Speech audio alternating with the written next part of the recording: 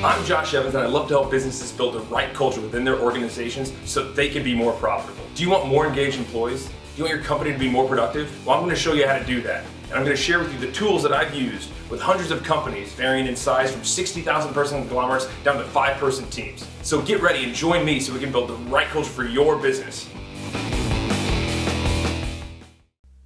Hi, I'm Josh Evans, and welcome back to my show. I'm so excited to have you here today.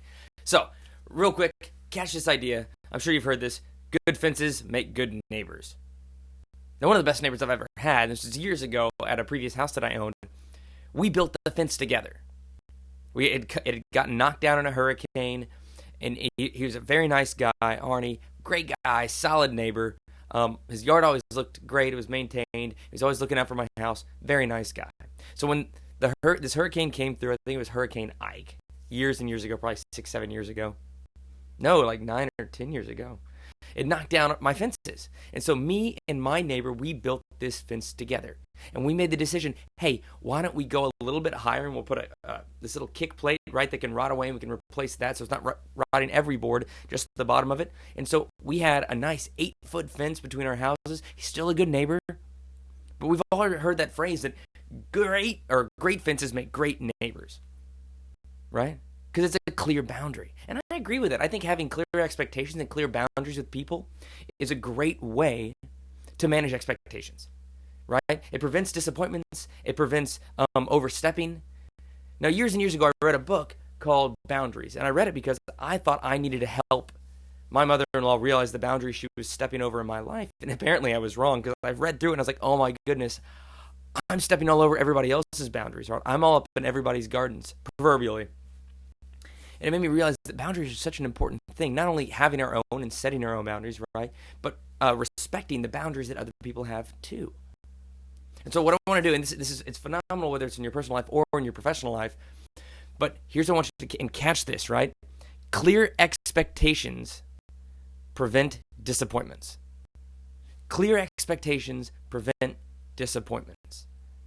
I'll give you a recent example. This happened to me recently. So, one of our rental properties had a renter in it. And their first month, I'm usually very rigid. The rules are set in stone. They're very rigid, right? This is what you have to pay as a deposit. This is what your rent is due every month. This is when it's due, right? There's a penalty if you're late. And you have to run it rigidly like that. But I had one of my tenants, he reached out, and he's like, hey, I'm going to have a problem with this month. I was like, what do you mean? He's like, well, we had a bill that we weren't expecting kind of hit, and, we were not going to be able to, pay you your full. I was like, well, a place to live is one of the most important things that you pay for, right? And I try not to judge other people, right? But he's driving a brand new truck, and I'm sure he's got all kinds of electronics in his house. Like, he's got a lot of stuff, but he's going to have trouble paying rent one month. And so I try to be compassionate about it. I try to be understanding. Okay, hey, I understand, but you're going to need to get it next week, and there's going to be a penalty attached. And the next week came, and he paid it. And then the next month happened, and he had the same problem again. I had broken my rule of keeping clear boundaries and clear expectations. So next month happens again. He's like, hey, once again, can it be a few days late? Now I have reset his expectation of what's required of him. And it's my fault, right? It's my fault that I didn't stick to the boundaries that I had originally set. So now I'm frustrated with him. He feels that I'm frustrated, and he's disappointed, and eventually he's moving out now. We've gotten to a place, because it happened several times in a row, and I had a real talk with him, but I was too compassionate.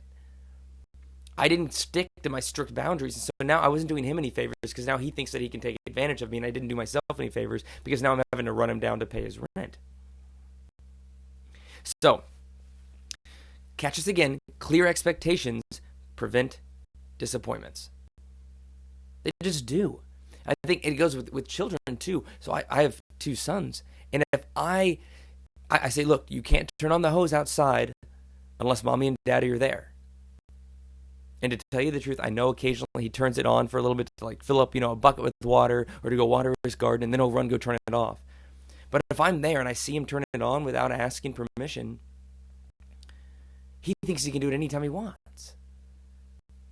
And so we have to be rigid with those things. The second we give people an inch, they take a mile. You've heard that phrase as well. The second you show people that your boundaries are flexible, they'll start to move them any way they want, right? The second we say, okay, this is my expectations, but I'm willing to shift them sometimes. Now all of a sudden we're doing everybody else a disservice because they don't know what the clear boundaries are. They don't know what the clear expectations are. Because if they move, like almost anything's able to be done. I just don't know. And so all of a sudden they're floating around in this globulous place where they're not exactly sure what they can or can't do. And so there's a heightened level of anxiety because you don't know what you're not allowed to do. But there's also a heightened level of freedom. And so while freedom's a great thing, that anxiety about well, I want to do all this stuff, can I do this stuff, and being unsure about it, it's not doing them any favors. So you have to have clear expectations to prevent disappointments. It's that whole great fences make great neighbors. Clear boundaries, right? So I want to give you a couple of tips on how you can make sure you set clear expectations so you can prevent disappointments in your life and in your business and with your team and with your family.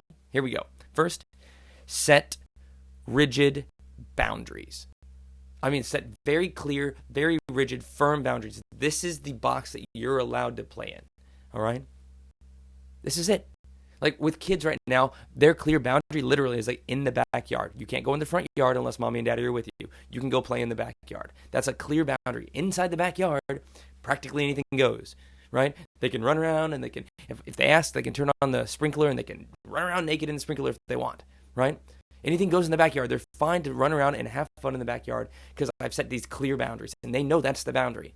So they don't get outside that boundary. But as they get older and as they develop and as they grow, we'll change that, right? To where, okay, you can play in the front yard or just on our part of the street. But you can't cross the street, right? That'll be the next boundary. Is no crossing the street unless mommy or daddy are there.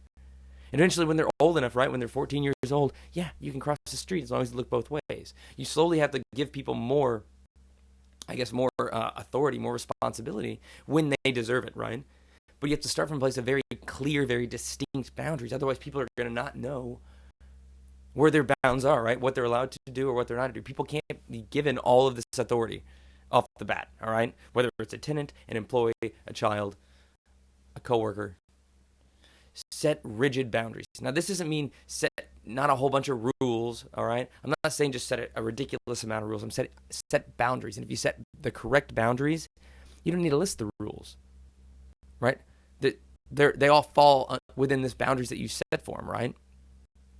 I'll give you an example. I had a managing director, and he was very good about setting boundaries, right? When I work with this organization, he's like, okay, look, here's what it is. And they didn't do territories, they did a list of companies. Like, this is a list of companies that we work with, right? That we want to work with, whatever it is. This half goes to this salesperson, this half goes to this salesperson. That's it, right? Then they had 5 big clients that nobody talks to except the managing director. Right? These are the 5 that I'm handling personally.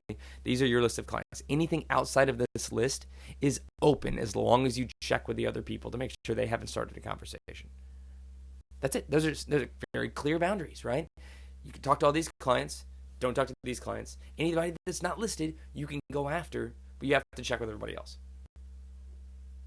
But setting clear, rigid boundaries, but it's not necessarily setting rules, right? I guess there's a couple of rules in there, but it's not being, dictatorish. It's like, look, this is the area, this is the boundary you're allowed to play in, right?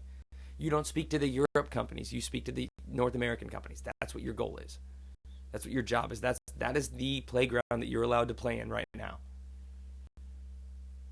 And just like how, as my son gets older, we're going to allow him to go to the front yard, right? As you get good at that role in North America, right? They might open it up, move you to a directorship, and now, okay, you're going to manage, all of the Western Hemisphere.